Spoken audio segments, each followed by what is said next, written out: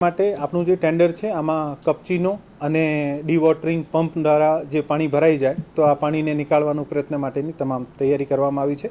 સાથે સાથે તમામ જેટલા પણ ડોમ આપણે બનાવી છે આ તમામ ડોમ પણ વોટરપ્રૂફ રહેશે, જેથી ડોમના અંદર પાણી બનાવવાનો પ્રશ્ન ના રહે.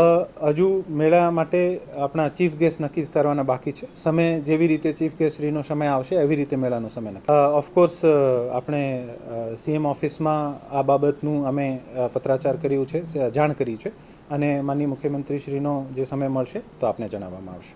મેળાની કામગીરી મોટાભાગે આમ ટકાવારીમાં ડિસ્ટ્રીબ્યુટ નહીં કરી શકીએ, કારણ કે ઘણી બધી કામગીરી હોય છે, પણ જે સિવિલ વર્ક અત્યારે જે છે આ ચાલુ થઈ ગયું છે.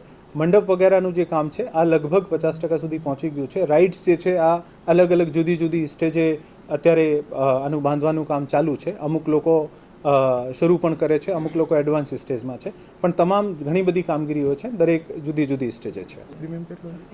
1,60,000 રૂપિયા છે. બંને કવર થઈ ગયું. મેળો કેન્સલ થાય તો પણ અને ડિઝાસ્ટરમાં પણ. યાંત્રિક કમિટી જે છે રાઇડ્સને જે અનુમતિ આપતી હોય છે, આ રાઇડ્સની કમિટી આની શરતો નક્કી કરતી હોય છે અને ડીસીપી ક્રાઇમ સાહેબના અધ્યક્ષતામાં થતી હોય છે.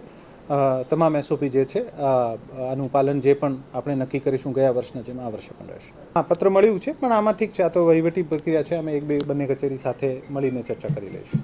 મેળો રાતના 11:30 વાગ્યા સુધીના. બાકી આનું જે છેલ્લું જે પરિપત્ર માનીય સીપી સાહેબ કરતા હોય છે ક્રાઉડની વ્યવસ્થાપનને ધ્યાને રાખીને જે પરિપત્રમાં સમય રહેશે અમાન્ય રહેશે. મેળો નોર્મલી આપણે 11:30 વાગ્યા સુધી એન્ટ્રી બંધ કરી દેતા હોય છે, 12 વાગ્યા સુધી બધાને બહાર કાઢતા હોઈએ છીએ. અને પરંતુ મેળાનો સમય જે ખતમ થવાનું હોય આ જે પરિપત્રમાં જે સમય મેન્શન કર્યા હોય જાહેરનામું આ ફાઇનલ રહે.